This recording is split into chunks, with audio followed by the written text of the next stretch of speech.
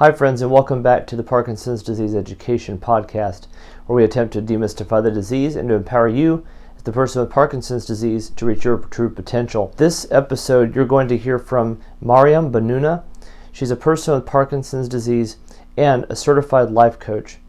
In this episode, you're going to discover how she turned her pain into passion, how she turned Parkinson's disease and her own experiences into a way to help others to live with Parkinson's as a coach and as an advocate. And be sure to watch until the end of the video so that you can find out how to get in touch with Mariam, but most importantly, how you could get a free session with her before paying a penny for coaching that she offers. And without further ado, cue the music and let's begin. Welcome to the Parkinson's Disease Education Show, where we demystify the disease and empower you as the person with Parkinson's disease to reach your true potential. The content contained on this show is for informational purposes only and is not meant to be a replacement for information or advice that you receive from your in-person medical or therapy professionals. If you haven't already, I hope you'll consider subscribing, and for an even more personalized experience, please ask us about our memberships. Now, without further ado, let's start the show. So, hello everybody, and watching and listening. Welcome to the Parkinson's Disease Education Podcast, where we attempt to demystify the disease and to empower you as the person with Parkinson's to reach your true potential. If you don't know me already, I'm Michael Hyland. I'm a doctor of physical therapy. I don't think I need to introduce myself at this point, but I do need to introduce our guest today. Today we have a special guest on the podcast. Her name is Mariam Bennouna. She is a person with Parkinson's disease and is a life coach and mental health coach for persons with Parkinson's. And we're going to talk a little bit more about that. We're also going to introduce her and find out a little bit more about her and her journey. So, Mariam, welcome to the show. I'm really grateful to be able to speak with you today. Thank you, Michael. I thank you for inviting me to your podcast. My pleasure. And for those of you who don't know, Mariam has been in our Facebook group for quite a while, but I think at least a couple of years, but we're just now speaking. So I'm learning about Mariam more just as you are. So the one thing I can tell you from our conversations is that she has been diagnosed with Parkinson's now for 12 years and is now around 40. So it gives you an idea of how young she was when she was diagnosed. So young onset Parkinson's from quite a young age. And so, Mariam, I was going to have you tell us a little bit more about your experience becoming diagnosed with Parkinson's disease. And something else that the audience doesn't know is you're currently in Europe, living in England, originally from France. Is that correct? Morocco. Oh, Morocco. Okay. Yes. But was it French Morocco? Yeah, I mean, it's a common thing that I get from all people because I speak French. They think I'm from France, but I'm Moroccan. But I speak both languages the same way. I understand. So, pardon my ignorance. I thought I was under the impression you lived in France at one time, but maybe that wasn't the case. But you live in London now. Yes, exactly. Okay, great. Well, we clarified that. So wonderful. So Morocco and now in England. Where were you at the time you were diagnosed with Parkinson's disease, and what was your experience when that happened? Well, in a nutshell, I am a person who was supposed to have a very, very normal way of living. You know, I was born in Morocco, raised in Morocco, did my studies up until university in Morocco. I worked for 15 years in a multinational company in Morocco. During those 15 years, I happened to have some weird movements at some point in time. So I was putting this, on the back of stress. So stress coming from work, baby, family, everything together. But then, people started telling me, your movements are not that normal and it's lasting a little bit too long. So maybe you need to go to check with the neurologist, which I did. So I waited for about two years before going to the neurologist. The moment I stepped into the neurologist, he was very quick. Actually, it was a lady at that time. She was very Mm-hmm. quick and she said, it's a Parkinsonian symptom. I said, what? I'm only 28. You're talking to me about Parkinson's? She said, Mm. well, I know it's shocking. I know that most people think that Parkinson's is mostly, for a later age, let's say, or a senior age, but it's Mm-hmm. not the case. It can happen at any moment in life. And the reasons are not known. So we cannot tell or predict or prevent. So Mm-hmm. that's how it started initially. Yeah, and you pointed out something that's been brought up on the show multiple times about the image of Parkinson's disease as a disease of old age, and folks like yourself are like, I can't possibly have that, but it was definitely the case, and I'm glad that we're talking about it because it's worth repeating for folks that are younger watching the show that either have Parkinson's or are considering, looking into the diagnosis more, that it's certainly Yeah. possible. Yeah. Yeah. It's definitely possible, and I am one of the real examples in life. I got it at 28.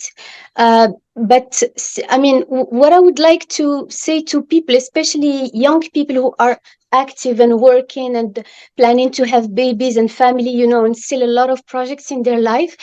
Um, it's not because I had Parkinson's that my life has stopped. Absolutely not. And to tell you the truth, maybe I'm going to surprise you, maybe not, but I thank God for having had Parkinson's.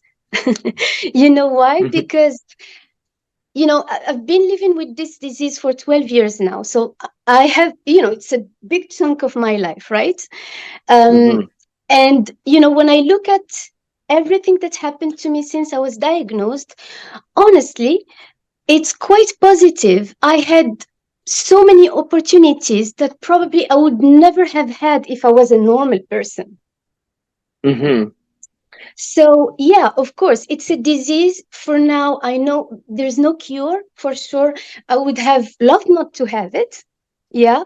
But now that I have it, it's okay. I'm still living my life. I'm still making my dreams come true. I'm still helping my family members, achieve what they want to achieve. So I'm pretty normal. Yeah, and that's wonderful to have people hear that perspective. And I hear the genuine joy in your voice saying that. And a friend of the channel, I mentioned him more than once because he's been gracious with his time coming to speak with me. Ian Robertson, he's actually in our group as well, Mm. and in a couple of other support groups online. Um, and he has the attitude of he doesn't like Parkinson's, but he essentially he owns the disease. It's his Parkinson's, and he Yeah. deals with it every day. And another gentleman that I interviewed recently that the audience will hear from is Frank Antonaselli. He talked about the exact same attitude of embracing his Parkinson's disease. Definitely. And I did the same as well. By the way, I'm sure you know about Living My Parkinson platform. Yes. Yeah, that's my platform. It's my way of telling people that Parkinson is so part of me today that I don't say anymore, I have Parkinson's. I say I'm living my Parkinson. It's exactly like I'm living a journey, whatever journey. I'm living this, I'm living my Parkinson's as well. It's part of my journey. It's part of me. The symptoms are part of my life and part of my family's life as well. Yes. It's just a matter of adapting yourself and your environment to your symptoms. Right. And I like that you use the term "my Parkinson's" because it is an individual experience, even though the commonalities are all there, the general common things that people experience, but it is an individual experience that you're living. Definitely. And to give you one more thing that is very, very odd, I don't know if a lot of people know about it, but I talk about it on my website and on my social platforms. I told you I've been diagnosed at the age of 28. My Mm-hmm. father My father just got diagnosed 4 years ago. He's 74 now. Wow. Yes, and we share absolutely no single symptom. We have the same doctor, the same neurologist, and he is giving us almost the same medication, especially Madopar. So it's a common, medication for most Parkinson patients. Yes. But I have other medicines, and he has other ones as well. But he's my father. I'm his daughter, and we share absolutely no single Parkinson symptom. Yes. And To that's the tell key you thing. how Go ahead. this is just to tell everybody how um, personal this condition is. It's not because Yes. you have it and I have it that we should be behaving the same way or we should be having the same symptoms. Absolutely not. Yes. You're so right. And it's good for people to understand that as well. And for healthcare providers to understand that as well, because there's a lot of ignorance in healthcare, and I I've been ignorant at one time or another in my career as well. But as I've learned more, I've realized how few people understand the individualities of each person with Parkinson's. So thank you for bringing that up as well. I wanted to ask you too. Now you said you don't share the same symptoms as your father, but you individually, what would you say that as far as movement disorder symptoms that you experience, or the movement, the motor symptoms, what would you say that those are most commonly for you? Well, most commonly I have a cramp in my leg every morning, almost every morning. Mm-hmm. So that cramp is about 20 to 30 minutes. I have nothing to do about it. I just need to sit down, and let it flow until it goes, and then I start my day. Mm-hmm. So the mornings where I don't have it, I'm happier, of course, but it's usually every morning. With a few exceptions. Then I take my medication and I'm fine most of the time for the whole morning. I do what Mm-hmm. I have to do. I I'm busy, with coaching sessions and stuff. Later on, I take my medication midday. In the evening, it depends. If my stress level is quite high during the afternoon and the evening, I Mm-hmm. might have some dystonia in my back, Ah. which is, yeah, dystonia is I wouldn't be able to walk straight, one Mm-hmm. step after the other. So I would walk with my back a little bit, going backwards like this. Oh So yes. I would do one step and pause, another step and pause, another step and pause. So I wouldn't be able to walk normally. But then, as I said, it depends on the stress level, it depends on so many other variables. But I don't have it every evening. It's from time to time.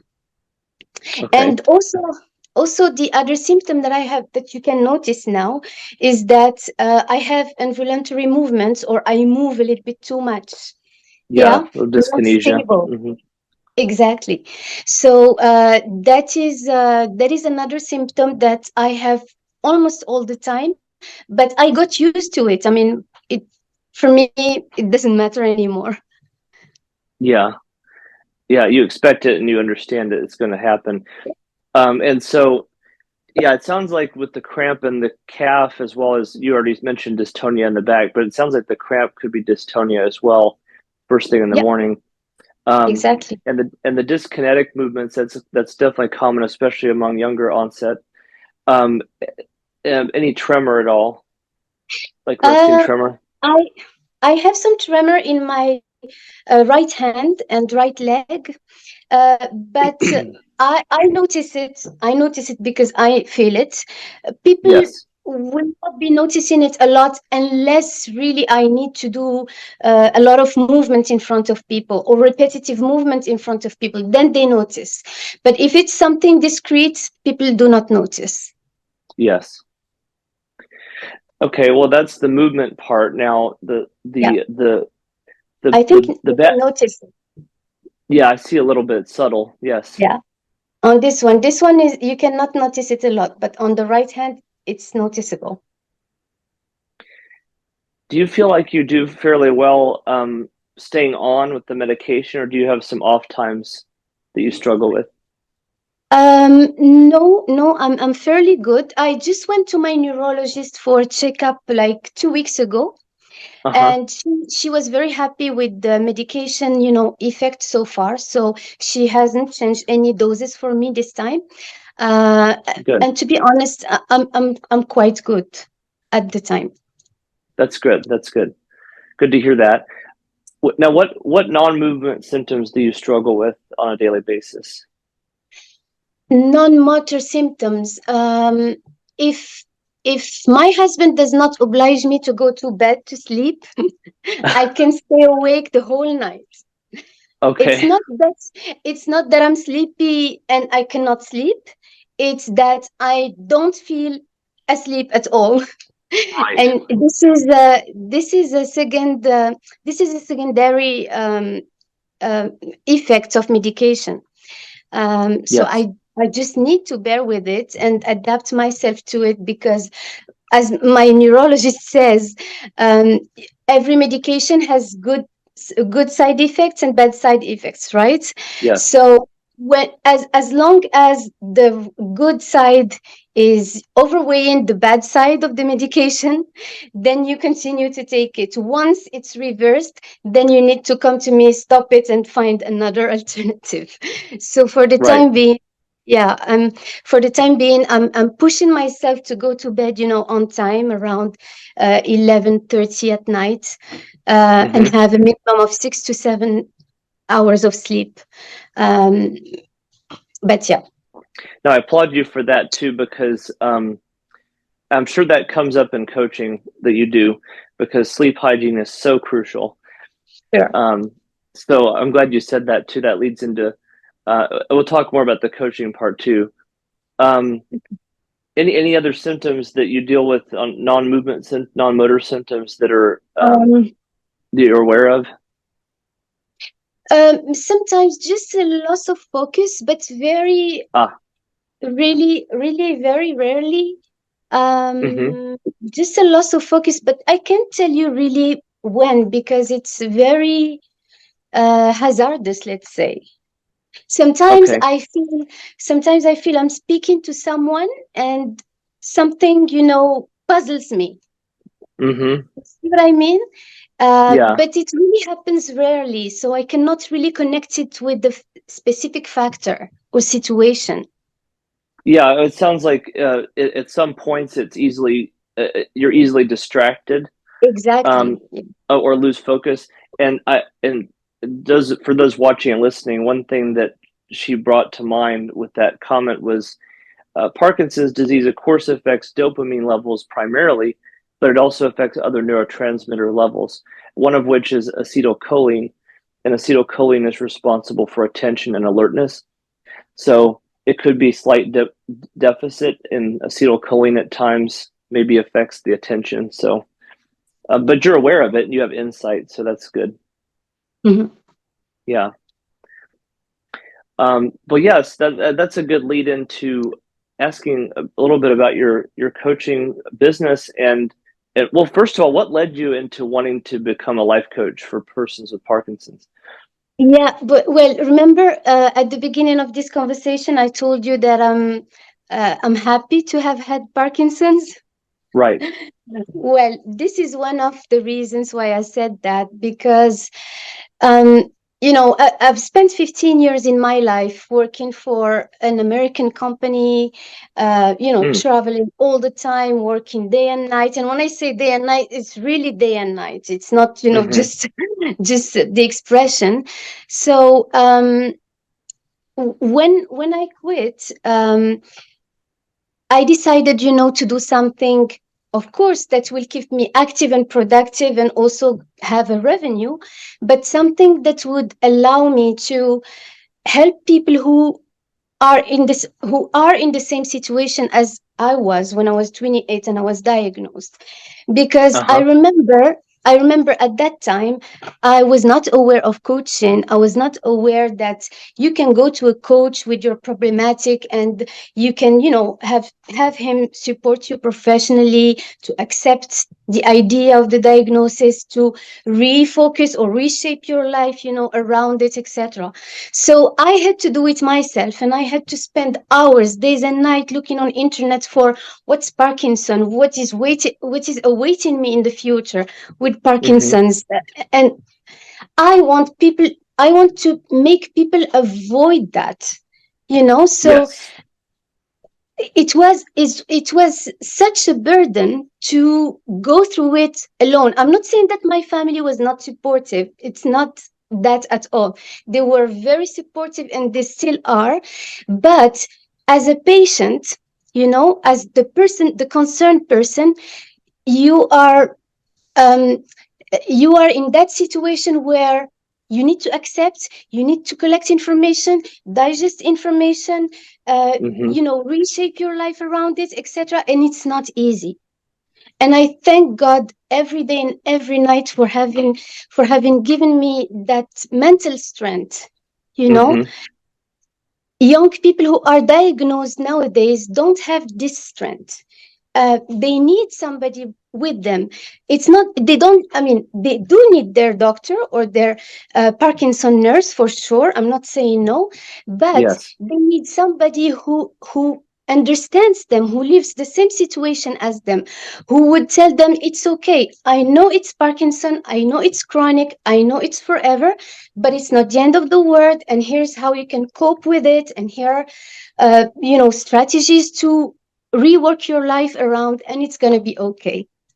So this is what brought me to coaching, in the first place.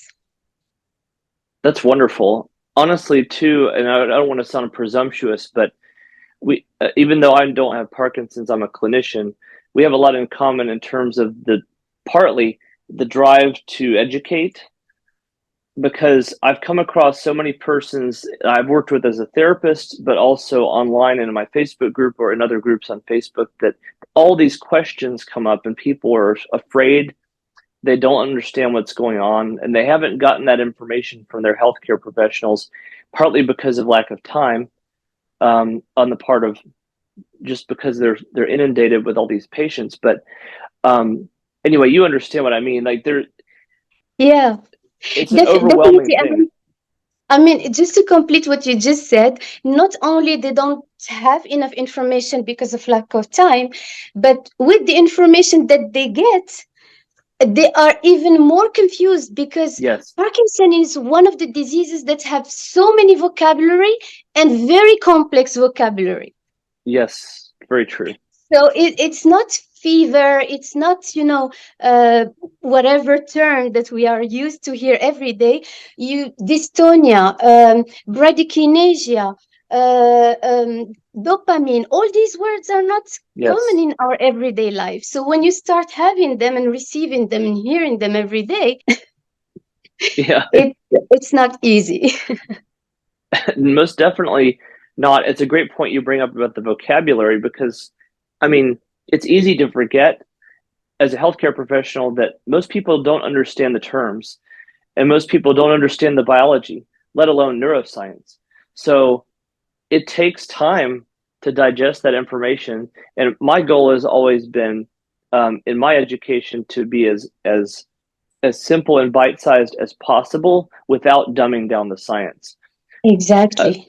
in my opinion, um, that's the best way to educate without insulting intelligence, is to say it like it is, but explain what you mean, and be succinct and specific about the information. And so I hope that comes across on the YouTube videos and Facebook and everything else.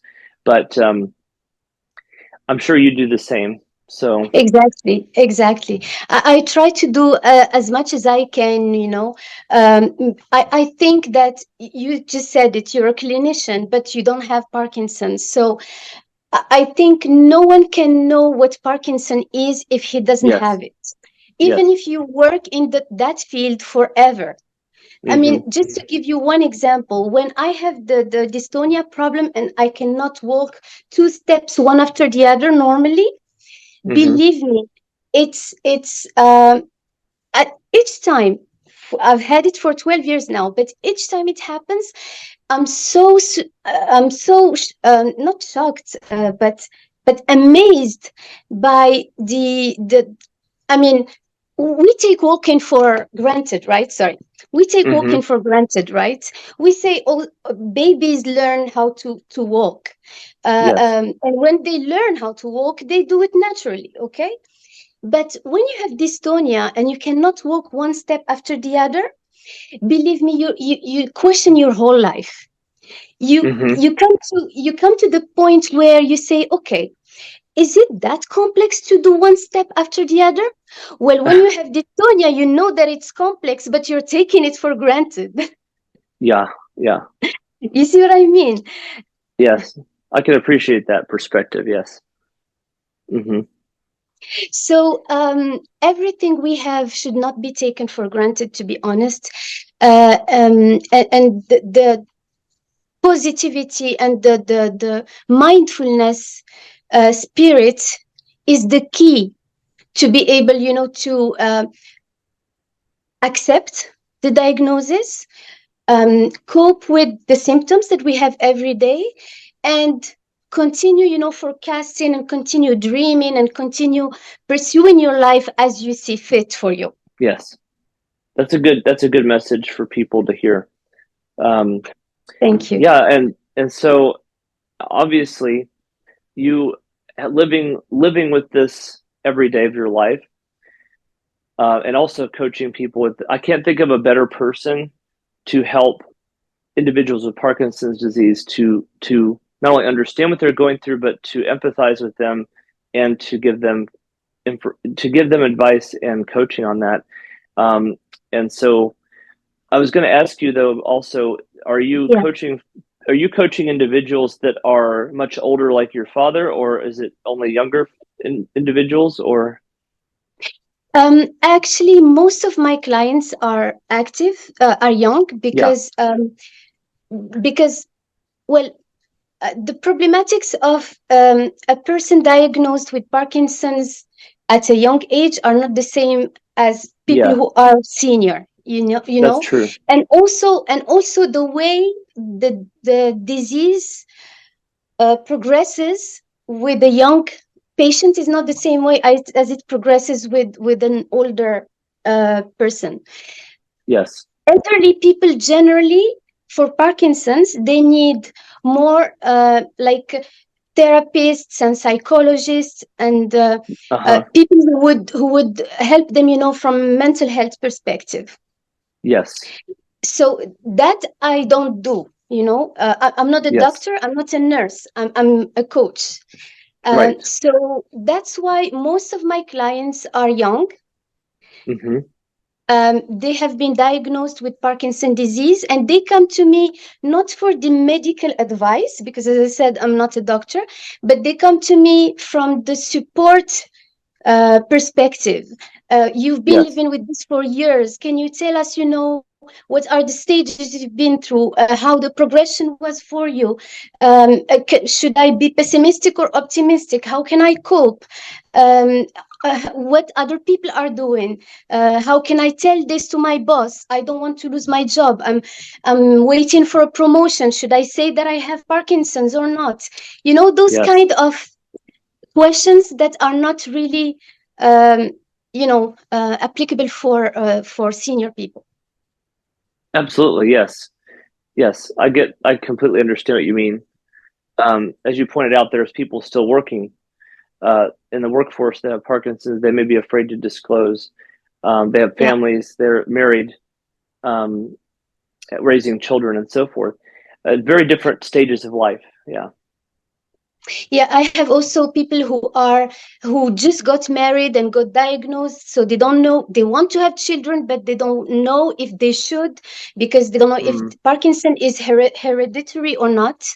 hmm. So it's quite complex, but it's addressable. Yes. Yes. Well, there's a lot of information to digest, but it's I definitely think that individuals, especially with young onset Parkinson's, would really benefit from your services and from the information and support you can give. Um, where would you, other than you mentioned your community on Facebook, Living My Parkinson's. Did I get that right? Living My Parkinson's? Yeah, this is my community before I become a coach. Uh-huh. Which is still there because I mean it's there to my heart, so I didn't want to close it.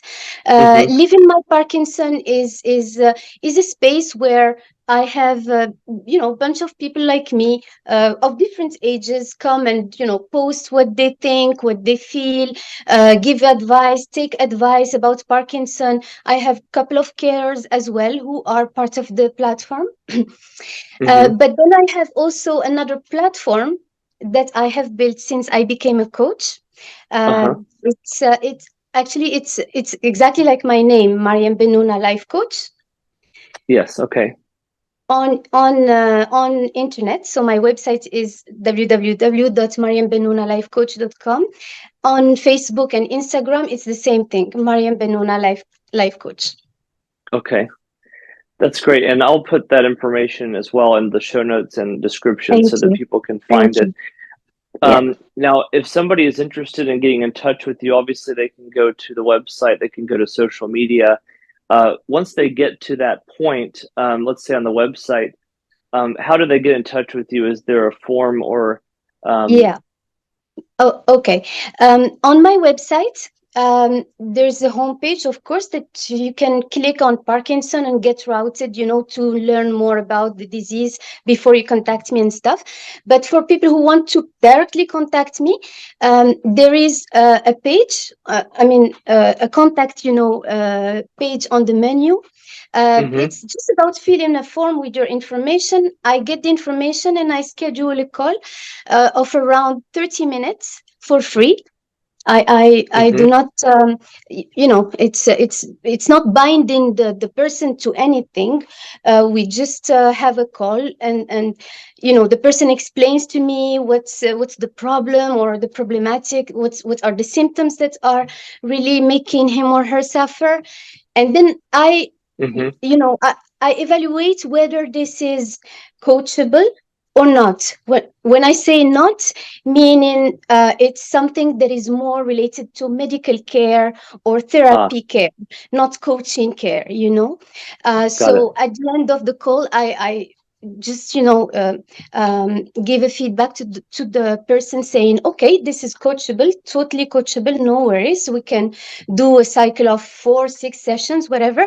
Or if I see that it's more medical, then I advise the person, to go to a clinician or a therapist, depending on the symptom that we are discussing during the call.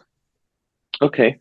That's great. Good to know that kind of the process and kind of the expectations once you get to that Yeah, point yeah. of getting in touch My with them. calendar, my calendar is up to date, so they just go to the contact page on the website. They fill in the information. They book, the timing that suits them best, and then I get the email, and then we go from there. Okay, great. That's wonderful. I'm glad to have that information and to be able to share that with people. Um, I think we're wrapping up the conversation this morning, but or I guess it's afternoon for you. Um, Yeah. but is there anything else you'd like to share with anybody watching and listening that we haven't discussed today? No, to be honest, I'm very happy to be part of this community, and I see that a lot of people are doing a lot of things to raise awareness about Parkinson disease, around the world.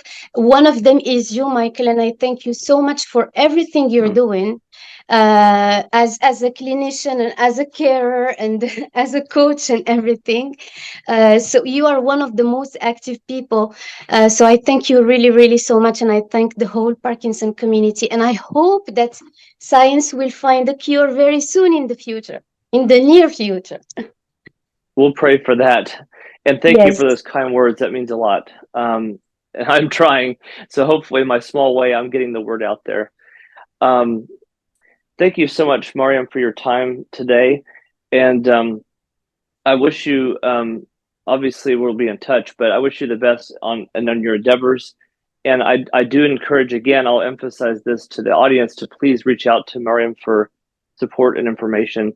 And again, I will leave that information for your I'll make that available to you so that you can get in touch. All right. And for people who love videos, because I know that most young people prefer to look at videos, I have a YouTube and TikTok channels with something like 500 videos. Oh, great. So it's all there. Yeah, well, I'd be happy to promote the YouTube channel also, so I'll put that in. All right. Thank you so much, Michael.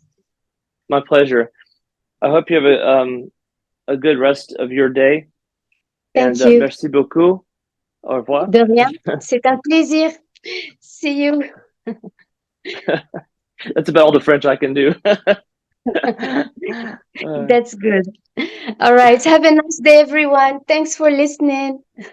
Thank you, everybody, and we really appreciate your time. Bye.